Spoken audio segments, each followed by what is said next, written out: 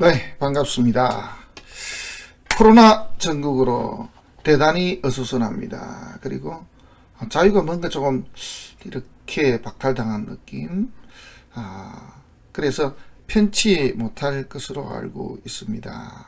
참 불편하죠. 사실은 저 역시 불편합니다. 예를 들면 한 10번 나갈 거 한두 번 정도 박탈 나간다 라는 그런 개념으로 살아가고 있습니다. 자, 이럴 때일수록 우리는 이제 명리학에 조금 더 집중할 필요가 있겠죠. 이런 기회 아니면 언제 또 집중을 하겠습니까? 오늘은 투자의 귀재로 알려진 손정희 사주입니다. 사실은 이분 좋아하는 분들도 있고 좋아하지 않는 분들도 있습니다. 우리나라 사람들은 다 대체로 좋아합니다만은 일본 재계에서는 한마디로 M&A 기업 인수 합병하는 그런 사람으로 이렇게 알려져 있기 때문에 좀 곱지 않은 시선으로 바라보는 사람들도 많다. 하지만은 이분이 어쨌거나 한 3년 정도는 일본 재계 순위 1위입니다. 일본 최고의 부자 소프트뱅크 회장 손정희입니다. 일본 이름은 손 마사요시죠. 이분은 이제 독서를 엄청 많이 했습니다. 많이 했고 그 중에 가장 지침서처럼 생각하는 책은 손자병법이다 이렇게 알려져 있습니다. 그리고 일찌감치부터 이렇게 삶의 목표를 정해놓은 분입니다. 그래서 20대는 이름을 알리고 30대는 사업자금을 모으고 40대에는 큰 성부를 건다. 그리고 50대에는 사업을 완성시키고 60대에는 다음 세대의 경영권을 넘긴다라고 있습니다. 넘긴다 해서 사실 넘겼다가 다시 가져왔죠. 어쨌거나 60대의 목표 실현을 위해서 이제 후진 양성 기관인 소프트뱅크 아카데미를 설립을 했습니다. 그리고 사회 투자도 통 크게 한번 했습니다. 2011년 일본 대지진과 쓰나미 피해를 입은 이재민들을 위해서 개인 돈입니다. 개인 돈 100억 엔을 쾌척했습니다. 그 당시에 일본 재계에서 많이 했다라는 분들, 회사들이 10억 엔 정도 할 때, 이 손정희 회장은 100억 엔을 통 크게 기부를 했습니다. 지나온 내력도 좀 특이한데요. 어쨌거나 이제 이분에 대한 상세한 내용들은 뒤에 말씀을 또 드리도록 하겠습니다. 이분이 이제 투자했던 내용들이 쭉 나옵니다. 그래서 1995년부터 본격적으로 투자를 합니다. 그 이전까지 이제 사업 자금을 마련했죠. 그 사업 자금 마련했던 내용들은 제가 먼저 말씀을 한번 드리도록 하겠습니다. 이분은 어쨌거나 1981년도에 소프트뱅크를 이렇게 설립을 합니다. 그 이전에 미국에 있을 때도 벌써 회사를 만들죠. 그 내용은 다음 페이지에서 보여드리도록 하겠습니다. 그래서 처음 시작할 때는 1981년 신유년에 자본금 1000만 엔으로 시작을 합니다. 그러면 과연 이분은 돈이 있었느냐? 사실은 이 손정희는 집안적으로는 조금 부유한 편에 들어간다라고 봐야 됩니다. 왜냐하면 일본에서 미국으로 유학을 갔고 그것도 이제 부친의 어떤 의견을 쫓아서 간 것이죠. 갔는데 이 부친 이분도 나름 재물로서는 크게 성공하신 분입니다. 손삼현으로 나옵니다. 손삼현. 이분은 밀주제조, 그 다음에 생선장사, 양돈업, 그리고는 이제 대출업을 해서 이제 큰 돈을 벌고, 그리고 결정타는 파친코로 해서 큰 재물을 버신 분, 이렇게 알려져 있습니다. 일본 파친코의 한 90% 정도가 우리나라 사람들이랍니다. 그래서 제1동포라고 이렇게 알려져 있고요.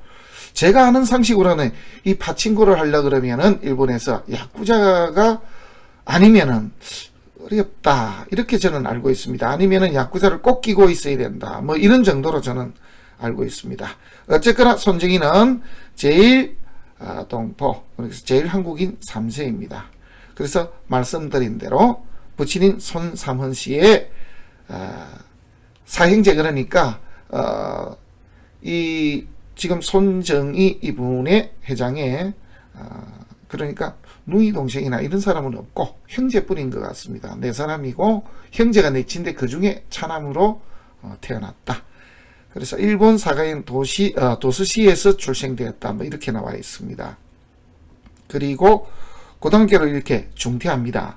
아주 팩이 있습니다. 뭔가 일찍부터 이렇게 한마디로 세상에 대한 꿈을 깼다. 또 어떻게 보면은 타고난 자체부터도 좀 특별한 사람이었다. 뭐 이렇게 보여집니다. 그래서 이제 미국을 가게 되었고 이분이 이제 성공한 내용들입니다. 어떻게 해서 이제 성공을 했느냐? 1981년도 자본금 1000만 엔으로 가지고 우리 돈으로 하면 지금 같으면 1억이죠. 그래서 소프트뱅크를 이제 설립을 했고 그렇게 설립을 했는데 때마침에 이제 전자 오락하고 PC붐이 일어나면서 회사가 급성장합니다. 그래서 1년 만에 사원이 30명이 되었고 매출이 20억 엔이었다라고 이렇게 알려져 있습니다. 그리고 창업 2년 만인 1983년 그래서 개해년이죠. 개해년에는 사원이 125명입니다.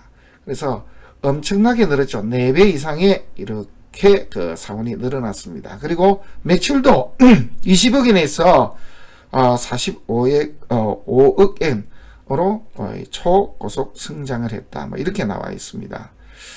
그러니까 한마디로 일찍부터 이렇게 정말 운 좋게 사업이 성공을 합니다. 그리고 이제 결정타는 뭐냐 하면은 1994년 갑술년입니다. 이제 이런 부분들이 좀 이렇게 자료를 보면 빠져 있는데요. 갑술년에 기업 공개를 하면서 모집한 자금이 한마디로 지금의 소프트뱅크 그리고 손정이라는 인물이 있게끔 했던 요인이 됩니다. 자, 처음 스타트는 바로 여기에 나옵니다. 그래서 94년도에 기업 공개를 해가지고 자금을 그때 엄청나게 모으게 됩니다. 그리고는 이제 세계 최대 컴퓨터 회사인 컴덱스의 운영권을 인수했고 창립 1년에 불과한 신생기업 야후의 최대 주주가 되었습니다. 이제 이 내용이 여기에 지금 보이는 도표에 나와 있는 그 내용하고 이제 부합이 되겠습니다. 어쨌거나 2000년에는 닷컴 버블 붕괴에 소프트뱅크 주가는 100분의 1로 꺼지기도 합니다. 이 위에 나와 있죠. 그죠?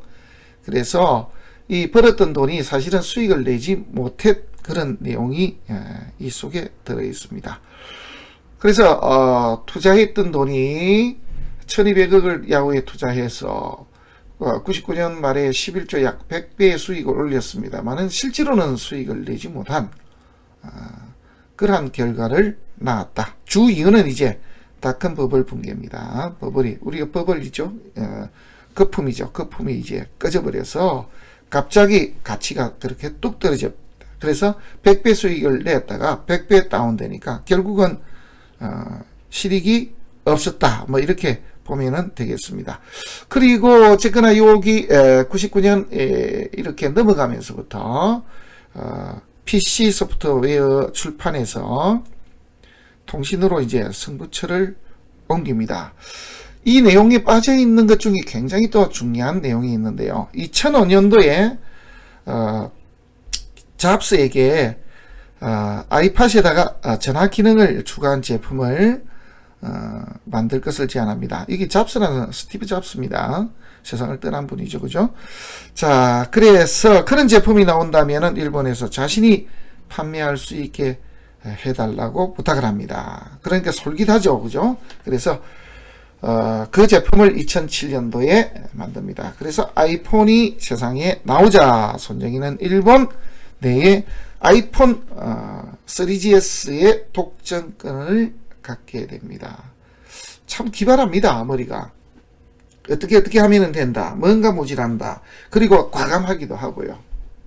그래서 이러한 사업가 내지는 또 어떻게 보면 투자가로서의 해안과 그리고 배짱과 그리고 굉장한 속도 이런 것들을 모두 갖춘 사람이 바로 손정희가 아니겠나 이렇게 생각이 됩니다. 우리 여기 표에 보시면은 이렇게 파란색으로 보이는 부분은 성공한 부분이고, 이 빨간색은 그 실패한 부분입니다. 이 투자했다라고 해서 무조건 모두 성공할 수는 없죠. 그래서 성공과 실패가 있었습니다만은 지금 현재의 상황은 어떤지, 그리고 앞으로의 이분의 운까지는 어떻게 될 것인지, 그걸 이제 우리가 알아보는 게 주된 목표니까요. 자, 일단은 제일 큰 것은 95년도 을해년에 야후에 투자를 했습니다. 하지만 결국은 이제 남는 거 하나도 없는 그런 결과를 초래했고요. 99년도에 알리바바에 200억 투자한 것이 사실은 지금의 소프트뱅크를 있게 한 가장 큰 원동력이었다, 이렇게 보시면 되겠습니다. 그래서 지금 보면 한 17년 정도 됩니까? 지금 한 21년 되죠, 그죠? 그런데 어쨌든 약 한 72조입니다. 200억 투자해서 72조. 그래서 3,500배 정도의 수익을 올렸습니다. 자료를 보면은, 어떤 자료는 보면은 2,900배, 또 어떤 자료를 보면은 4,000배 이렇게 나와 있는데, 실제로 이제 수익 올린 구조를 보게 되면은 주가의 총액을 봤을 때 약 72조. 그래서 200억을 투자해서 72조. 약 한 3,500배의 수익을 올렸다, 이렇게 보시면 되겠습니다. 그리고 이제 이 글로벌 위기 속에서 소프트뱅크도 위태롭지 않느냐 하니까, 얼마 전에 그 손정희 회장이 그랬죠. 아직 실탄 한 87조 정도 준비되어 있다라고 그렇게 이야기를 했습니다. 자, 그 다음에 이제 그 성공했던 내용 중에 재팬텔레콤을 3,400억 원에 인수를 합니다. 그래서 대박을 터뜨린데, 지금의 소프트뱅크가 바로 재팬텔레콤이었습니다. 그러니까 이것도 대박이 난 것이죠. 그래서 99년 이후로 2004년도, 그래서 또 2006년도까지 이렇게 올 때까지 계속 대박을 터뜨립니다. 그래서 이것이 바로 지금의 소프트뱅크를 있게 했던 원동력이다. 자, 그러면은 제일 처음에 94년도에 기업 공개에서 투자금을 받았고, 그리고 야후 투자를 해서 100배 당시 한번 올리는 바람에 99년까지 세계적인 이목을 집중시켰죠. 그리고는 이제 결정타는 알리바바에 200억을 투자한 것이 대박이 났습니다. 제가 알고 있기로는 300억을 투자하겠다고 하니까 마윈이 너무 많다. 그래서 이 정도 돈은 우리가 너무 부담스러워서 받기 곤란하다. 사실은 진짜 300억 투자했더라면 더 대박이었겠죠. 그래서 투자를 이렇게 거절합니다. 너무 많다, 이거죠. 그래서 200억만 투자했는데, 결정타는 여기서부터 쭉 이어집니다. 그래서 2006년까지는 승승장구했고, 그 이후로도 계속 잘 나가다가 브레이크가 걸린 시점이 바로 2013년 개선년부터입니다. 여기에 이제 결정타를 맞게 됐는데요. 미국 통신 3위 회사인 스프린트입니다. 스프린트에 220억 달러, 그래서 23조, 어마어마한 투자를 합니다.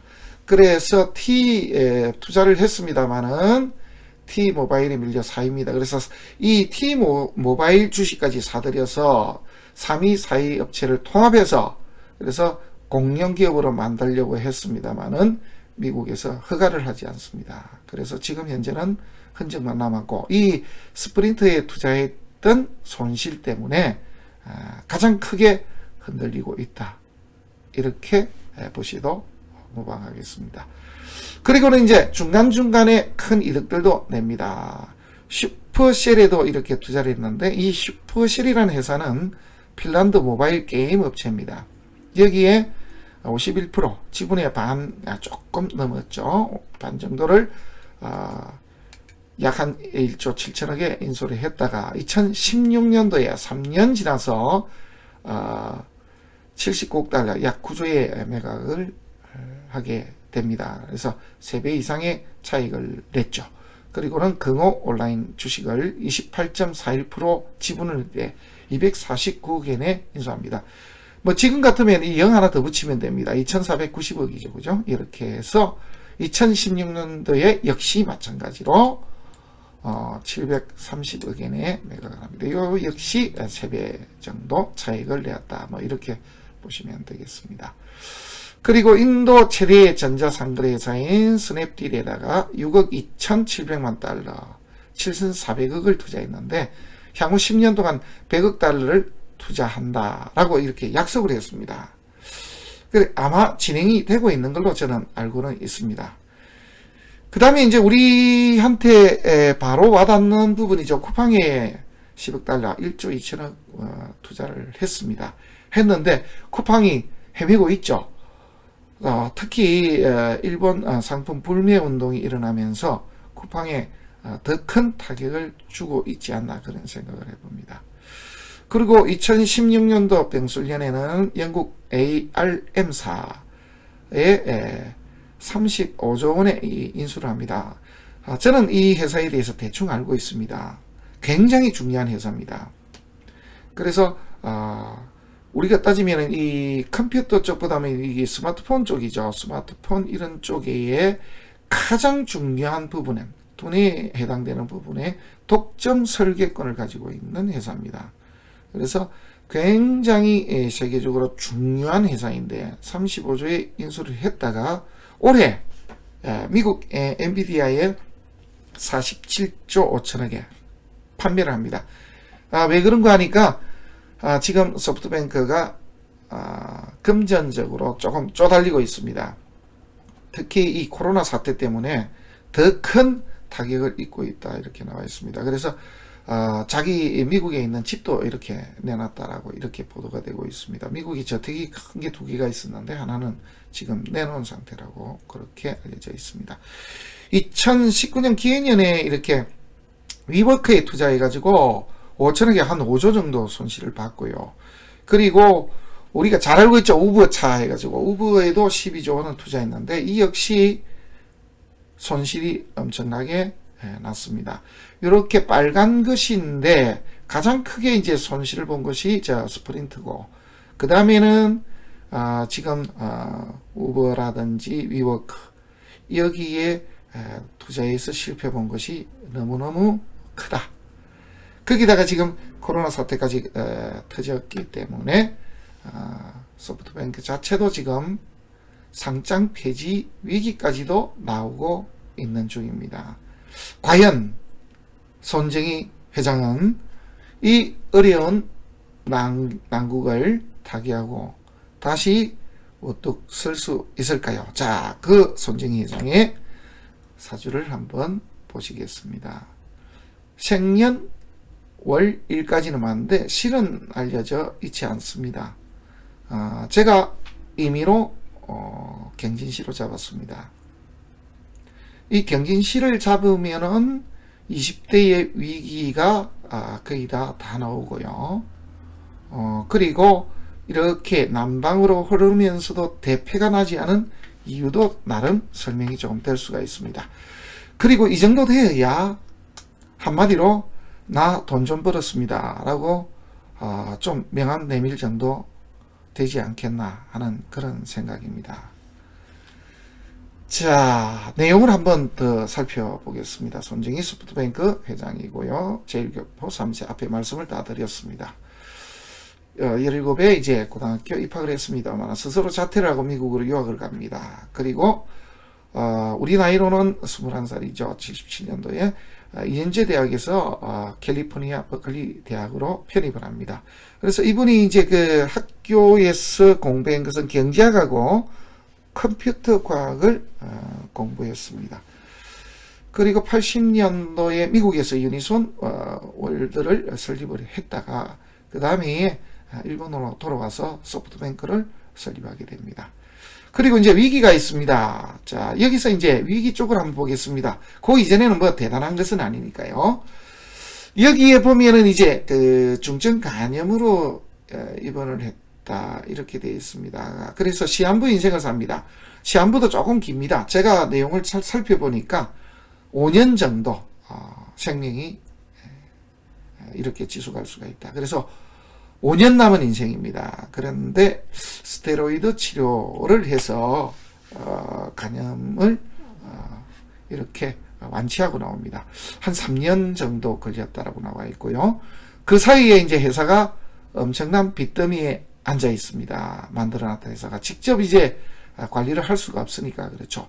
여기서 조금 특이한 점은 이분이 병원에 입원해 있는 동안에 한 3년 됐죠. 3,000권 정도의 책을 읽었다라고 이렇게 나와 있습니다. 이렇게 책 속에서 길을 찾은 그런 사람 중에 한 분이 바로 손정희이다. 이렇게 또 한번 또 다른 정의를 해도 될 것 같습니다. 그리고는 이제 34살의 경원년입니다. 이 앞에 빨간색으로 적어놓은 나이는 우리 나이입니다. 만으로 하면은 하나씩 빼야 되겠죠. 경원년의 1번으로 이렇게 귀화를 합니다. 그래서 손 마사요시가 됐습니다. 손정희에서. 왜 그런가 하니까 이제 사업을 일본에서 하려고 하다 보니까 일본인이 되지 않고는 거기서 견디기가 어렵더라 이렇게 되어 있습니다. 그 다음에 나머지들은 앞에서 말씀드린 그 내용 그대로입니다. 그래서 가장 크게 성공했던 김연현. 김연현의 알리바바에 투자를 하지 않았더라면은 지금의 손정희가 있었겠는가 하는 그런 생각도 해봅니다. 그 다음에는 이제 그 위워크에 투자했던 것이 실패로 나타나는 것이 바로 약 한 5천억 엔이라 그랬죠. 그래서 한 5조 원 정도가 실패를 났는데 그래서 이러한 위기에 지금 빠져있다. 스프린터에 투자했던 그 실패, 그리고 위워크의 실패, 그래서 네 가지 실패가 너무 엄청나기 때문에 그래서 지금 위기에 빠져있다. 이렇게 이제 보시면 되겠습니다. 자, 사주 한번 보시겠습니다. 어떻습니까? 월지는 정관이죠. 그래서 정관격 이런 사주입니다. 저는 이렇게 정관에 투출했다라고 보고 있고요. 이 정도 되어야 이러한 운에서도 재물을 어느 정도 벌 수 있고 자기가 가진 뜻을 이렇게 펼칠 수가 있었다. 이렇게 보고 있습니다. 자, 하나씩 보면은요, 만약에 이게 정관이 용신이라 그러면은 이 제도 용신이 됩니다. 그래서 정관겸재 이렇게 보면 맞겠죠. 정관도 용신이고 제도 용신이더라. 하지만은 주는 어쨌거나 정관이기 때문에 여기에 을목이 뜨는 것이 일단은 가장 좋지 않을 수가 있습니다. 그래서 관이 무너지게 되면 학생이라면 학생 짓을 못하게 될 것이고, 또 내지는 사업하는 사람이라 그러면은 사업하는 사람이 라이벌에게 인수 내 회사가 넘어간다 이렇게 될 수가 있겠고, 경쟁하는 사람이라면 경쟁자에게 나의 명예를 넘기는 그러한 일이 벌어질 수 있다. 이런 정도까지 해석을 할 수가 있겠습니다. 정관을 쓰는데 지금 여기에 이제 아쉬운 점은 이런 점입니다. 뭐냐면은 정화가 있다는 것이죠. 그래서 정관이 있으면서 상관이나 식신이 있으면 정관값이 조금 떨어집니다. 한마디로 모양나게 이렇게는 좀 잘 안 되고요. 아랫사람이나 또 내지는 식신, 내가 하고자 했던 어떠한 먹고 사는 것, 내 하는 일 자체 때문에 간혹씩은 면을 상하는 일이 있다. 그런데 줄을 아주 잘 썼습니다. 식신은 연에 있고요. 주용신인 정관은 시에 있게 되고, 그래서 거리도 멀지만은 식신생재 재생관의 형태로 되어 있기 때문에 그나마 이 정관이 직접적인 손상은 당하지 않고 있다. 이렇게 설명을 할 수가 있겠습니다. 부모덕이 있느냐? 예, 부모덕이 있습니다. 없다라고 할 수가 없죠. 단 관이 좀 초장에는 상합니다. 그리고 이 정도 되어야 내 명예지기를 재물로서 이렇게 획득하는 사람, 이런 뜻이 될 수가 있죠. 지금 같으면은 이렇게 볼 수도 있습니다. 정관이라 그러면은 공무원이 돼서 공무원을 발바탕으로 내가 재물을 벌었다. 또 내지는 나라에서 주는 자격, 인정하는 공인 자격을 가지고 재물을 벌었다. 또 내지는 관은 대기업, 모양나는 것, 그래서 명예로운 것, 이런 뜻이 되기 때문에 대기업에 다니면서 나는 돈을 벌었습니다. 또 내지는 우리가 이렇게 식당이나 장사하는 사람이라 그러면은 관, 나라에서 주는 월급 받는 공무원, 이런 분들을 대상으로 해서 돈을 벌었습니다. 이렇게 이제 해석을 할 수가 있겠습니다. 그래서 모양 나는 것으로서 나는 돈을 벌었습니다. 이런 뜻으로도 해석이 되고요. 또 이렇게 남방으로 흐를 때 그나마 정관이 직접적으로 얻어맞는 것을 하나 지켜주는 게 있다. 이렇게 보셔도 되겠습니다. 자, 정관을 씁니다. 부모 덕은 있다? 네, 있습니다. 그래서 어쨌거나 부모님이 어렸을 때는 그랬지만은 사실은 금전적으로 크게 성공도 했다 이렇게 봐야 되겠죠. 조상덕 없다. 배우자덕은 뿌리입니다. 있습니다. 정관을 쓰는데 비겁이 있으니까. 자식덕은 좋다 이렇게 볼 수가 있겠습니다. 사오미로 흐릅니다. 그래서 이 시기가 학생이 정관을 쓰는 사주가 식상이 오니까 학생이 학생짓을 하기가 어려워지죠. 그러니까 고등학교 때 스스로 교장선생님을 만나서 자퇴를 하겠다. 그래서 퇴로를 막아야 내가 내 앞길을 갈 수 있다. 이런 식입니다. 그리고 결정적으로 아주 잘했던 것이 바로 미국 유학입니다. 서방으로 길을 떠났죠. 우리가 가장 운때가 좋지 않을 때 이러한 형식을 빌려야 되는데 알았는지 아니면은 몰랐는지는 모릅니다만은 제가 봐서는 이렇게 성공하려고 하기 위해서 이 자리에 있지 않고 미국으로 유학을 가지 않았겠는가. 그래서 미국으로 유학을 갔던 것이 이 사람 인생의 가장 결정타가 되었다. 저는 이렇게 봅니다.